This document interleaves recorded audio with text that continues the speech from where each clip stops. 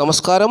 നാളെ ശുഭമാണോ എന്നുള്ള പ്രതിദിന ജ്യോതിഷ പരമ്പരയിലേക്ക് എല്ലാ പ്രിയപ്പെട്ട ജ്യോതിഷ വിശ്വാസികളെയും വളരെ സ്നേഹത്തോടെ ഹാർദവമായി സ്വാഗതം ചെയ്യുന്നു.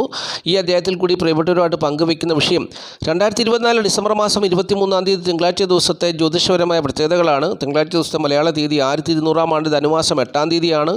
അതുപോലെ തന്നെ ഇന്ത്യൻ തീയതി പൗഷമാസം 2-ാം തീയതിയാണ്. സൂര്യോദയ സമയം രാവിലെ 6:35, അസ്തമയ സമയം വൈകുന്നേരം 6:06.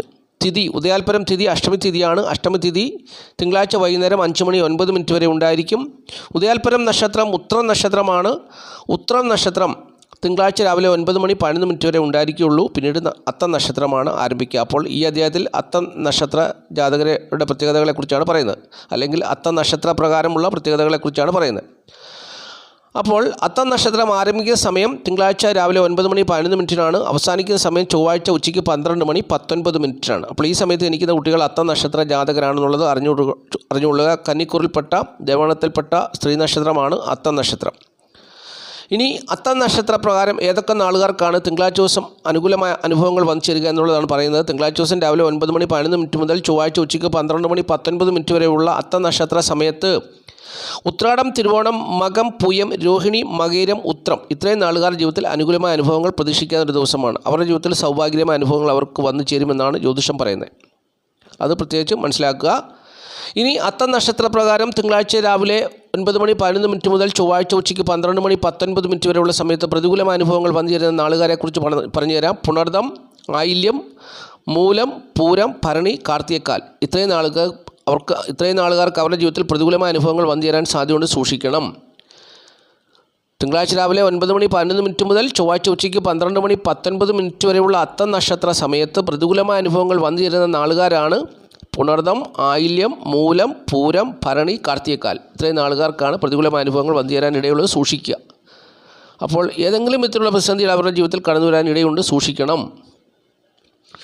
ബാക്കിയുള്ള നാളുകാരെ സംബന്ധിച്ച് സുഖദുഃഖ സമ്മിശ്രമായ സാധാരണ ജീവിതാനുഭവം ആയിരിക്കുമെന്നും ജ്യോതിഷം എടുത്തു പറയുന്നു. ഇനി തിങ്കളാഴ്ച ദിവസം ശുഭകാര്യങ്ങൾ ചെയ്യുവാൻ വേണ്ടി ആഗ്രഹിക്കുന്നവർക്കായിട്ട് ശുഭസമയം പറഞ്ഞുതരാം. തിങ്കളാഴ്ച ദിവസം രാവിലെ 6:35 മുതൽ 8:05 വരെയുള്ള സമയം ശുഭസമയമാണ്. തിങ്കളാഴ്ച രാവിലെ 6:35 മുതൽ 8:05 വരെയുള്ള സമയം ശുഭസമയമാണ്. പിന്നീട് 11:05 മുതൽ ഉച്ചകഴിഞ്ഞ് 3:35 വരെയുള്ള സമയവും ശുഭസമയമാണ്. ഈ സമയങ്ങളിൽ പ്രധാനപ്പെട്ടതായ കാര്യങ്ങളൊക്കെ ചെയ്തെടുക്കുക, ജീവിത വിജയം നേടുക. കഴിവതും ഈ സമയത്തൊക്കെ ചെയ്യുക. ഓടിച്ചെന്നൊരു ദിവസം ഈ ഒരു കാര്യം ചെയ്തെന്ന് പറഞ്ഞാൽ കാര്യമായ ജീവിത വിജയം ഉണ്ടാകണമെന്നില്ല. തുടർച്ചയായിട്ട് ജീവിതത്തിൽ ഇങ്ങനെയുള്ള ശുഭസമയങ്ങളിലൊക്കെ പ്രധാനപ്പെട്ടതായ കാര്യങ്ങൾ ചെറുതാകട്ടെ വലുതാകട്ടെ ഒക്കെ ചെയ്ത് ജീവിത വിജയം നേടും. 2-3 വർഷം കഴിയുമ്പോൾ ജീവിതത്തിലേക്ക് തിരിഞ്ഞു നോക്കുമ്പോൾ സൗഭാഗ്യമായ അനുഭവങ്ങൾ നിങ്ങൾക്ക് പിന്നിലുണ്ടാവും എന്നുള്ളതാണ് എൻ്റെ സത്യാവസ്ഥ. ഇനി സംഖ്യാശാസ്ത്രമാണ് പറയുന്നത്. സംഖ്യാശാസ്ത്രം പറയുന്നത് ഇംഗ്ലീഷ് മാസ തീയതി വെച്ചാണ്. തീയതി 23 ഒറ്റസംഖ്യ ആക്കുമ്പോൾ 5 വരും. ഏതൊരു മാസത്തെയും 5, 14, 23 എന്നീ തീയതികളിൽ ജനിച്ചവർക്ക് പ്രതികൂലമായ അനുഭവങ്ങൾ വന്നിരുന്നൊരു ദിവസമാണെന്നാണ് സംഖ്യാജ്യോതിഷം പറയുന്നത്. നിരാശപ്പെടാതെ ഇളം നിറങ്ങളുള്ള വസ്ത്രങ്ങൾ ധരിക്കുക. പേരിൽ EHNX എന്നീ അക്ഷരങ്ങളുള്ളവർ ധരിച്ചാൽ, ഇളം നിറങ്ങളുള്ള വസ്ത്രങ്ങൾ ധരിച്ചാൽ അവരുടെ ജീവിതത്തിൽ ഉത്തമമായ ഫലങ്ങൾ വന്നു ചേരുന്നൊരു ദിവസമാണെന്ന് സംഖ്യാജ്യോതിഷം പറയുന്നു. അപ്പോൾ സംഖ്യാജ്യോതിഷത്തിൽ വിശ്വസിക്കുന്ന ഇക്കാര്യങ്ങളൊക്കെ ഫോളോ ചെയ്യുക.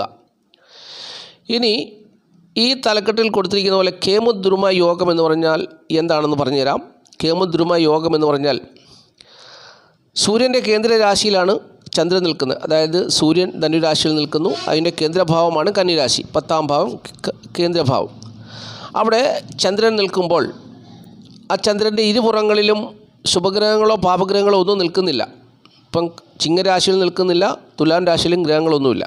അപ്പോൾ ഇങ്ങനെ ഗ്രഹങ്ങളില്ലാത്ത ഒരു സാഹചര്യം വരുമ്പോൾ ദരിദ്ര യോഗം അഥവാ കേമുദ്രുമ യോഗം എന്ന് പറയുന്ന ഒരു രാജയോഗം എന്നാണ് പറയുന്നത്. അതായത് ഏത് ചക്രവർത്തിയാണെങ്കിലും ഏത് രാജാവാണെങ്കിലും ഈ യോഗത്തിൻ്റെ അനുഭവം വരുമ്പോൾ അവർ ദരിദ്രരായി മാറുമെന്നാണ്. ഈ യോഗം വരുന്നത് എപ്പോഴാണെന്ന് ചോദിച്ചു കഴിഞ്ഞാൽ, ഇപ്പോൾ സൂര്യൻ്റെ ദശാകാലത്ത് ചന്ദ്രൻ്റെ അപഹാരം വരുമ്പോൾ ഈ യോഗം സംഭവിക്കുന്നു. അപ്പോൾ ചക്രവർത്തി സാമ്പത്തികമായി തകർന്ന് തരിപ്പണമാവും. അതുപോലെ തന്നെ ചന്ദ്രൻ്റെ ദശാകാലത്ത് സൂര്യൻ്റെ അപഹാരം വരുമ്പോഴും അങ്ങനെ സംഭവിക്കും. ഈ സമയത്താണ് അപ്പോൾ നമ്മുടെ സമൂഹത്തിൽ ചിലരൊക്കെ 10ഉം 15ഉം വാഹനമുള്ളവരുണ്ട്. ഏക്കർ കണക്കിന് ഭൂമിയുള്ളവരൊക്കെ ഒരു സുപ്രഭാതത്തിൽ ഒന്നുമില്ലാതെ ദാസ്യപ്പണി ചെയ്ത് ജീവിക്കുന്ന സാഹചര്യമുണ്ട്. അവർക്ക് ഒന്നുമില്ലാതെ അവർ ചിലർ അമ്പലവാസികളാകും, ചിലർ ആത്മഹത്യ ചെയ്യും, ചിലർ അങ്ങനെ പാപ്പരായി കോടതി മുഖേന പാപ്പരായിട്ടൊക്കെ പ്രഖ്യാപിച്ച് ജീവിക്കുന്നവർക്കുണ്ട്. അപ്പോൾ ഇങ്ങനെയുള്ള അനുഭവങ്ങളൊക്കെ ഉണ്ടാകുന്ന ഇങ്ങനെയുള്ള സമയങ്ങളിലാണെന്നുള്ളത് മനസ്സിലാക്കുക. അതുപോലെ തന്നെ അധമയോഗം എന്ന് പറയുന്നൊരു യോഗവും കൂടി വരുന്നുണ്ട്. അധമയോഗം എന്ന് പറഞ്ഞാൽ സൂര്യൻ്റെ കേന്ദ്രരാശിയിൽ ചന്ദ്രൻ നിന്നാൽ വിജ്ഞാനം, വിശേഷബുദ്ധി, വിനയം, ധനം, ഗുണാനുഭവങ്ങൾ എന്നിവയിൽ കുറവായിരിക്കും ആ ജാതകന്. അപ്പോൾ അങ്ങനെയുള്ള അനുഭവങ്ങളും വന്നു ചേരുമെന്ന് ജ്യോതിഷം പറയുന്നു. വിനയം, വിജ്ഞാനം, വിശേഷബുദ്ധി, ധനപരമായിട്ടുള്ള നേട്ടം ഇവയിലൊക്കെ കുറവ് സംഭവിക്കും. അതാണ് അധമയോഗം.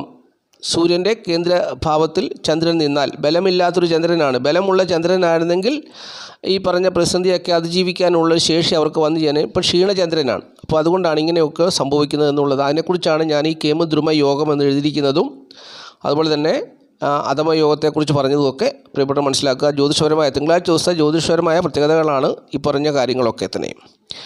ഇനി നമ്മൾ ചിന്തിക്കാൻ പോകുന്നത് തിങ്കളാഴ്ച ദിവസം അത്തനക്ഷത്ര പ്രകാരം ഏതൊക്കെ നാളുകാരുടെ ജീവിതത്തിലാണ് ധനം വന്നു ചേരുവാൻ സാധ്യതയുള്ളതെന്നാണ് പറയാൻ പോകുന്നത്.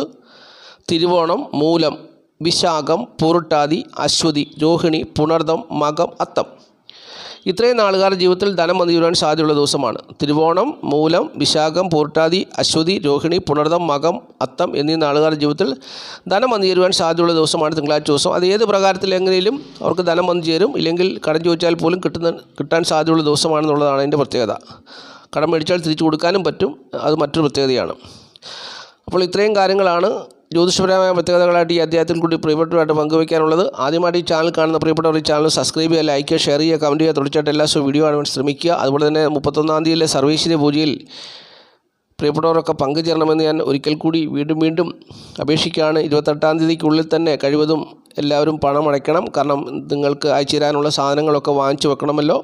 അപ്പോൾ അതിനുവേണ്ടിയാണ് എല്ലാവരും 28-ാം തീയതിയോടുകൂടി പണമടച്ച് ഇതിൽ സഹകരിക്കണമെന്ന് ഞാൻ ഓർപ്പിക്കുന്നു. അപ്പോൾ ഈ വീഡിയോ കാണുന്ന എല്ലാ പ്രിയപ്പെട്ടവരെയും മഹാദേവൻ സമൃദ്ധിയായിട്ട് അനുഗ്രഹിക്കട്ടെ എന്നുള്ള പ്രാർത്ഥനയോട് കൂടി ഞാൻ നിർത്തുകയാണ്. നന്ദി, നമസ്കാരം. Master mind of knowledge.